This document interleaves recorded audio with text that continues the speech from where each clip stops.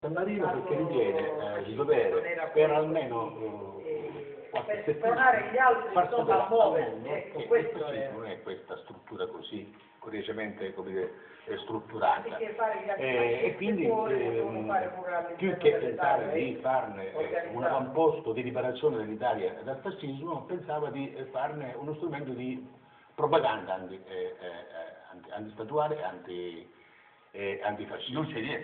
Non ci riesce perché il colpo di Stato viene in anticipo soffocato, lui viene internato, o meglio si fa internare in un manicomio per evitare di pagare il conto, da lì poi esce e cerca di riavvicinarsi scrivendo dei libri indigesti sulla dottrina del fascismo, diventa il teorico istruttore del fascismo per tutti gli anni 30. Lui viene attraverso gli amministratori della Ducea di Nelson, che si trova a Brondi, provincia di Catania, entra nell'intelligence service.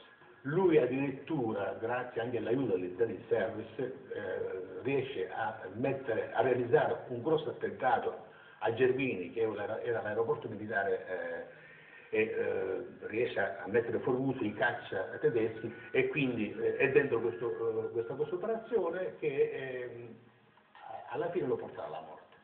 Perché cioè, lei dice che il famoso agguato ma non c'entra l'agguato con Gervini, non c'entra niente. Sì, perché nel 1945 no, lui dice la sua partecipazione dà fastidio.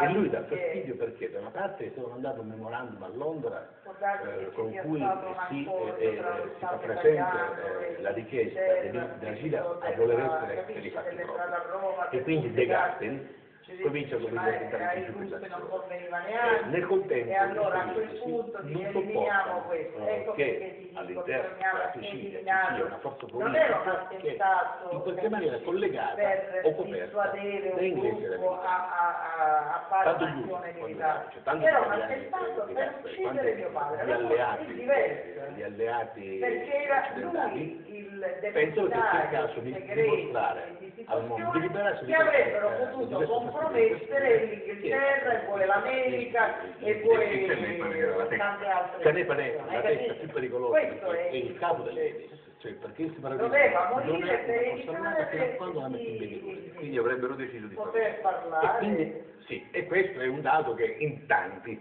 penso anche i congiunti la figlia, Che sia andata così. che sia andata in questa Professore, la ringrazio, noi ci fermiamo un attimo, a tra poco.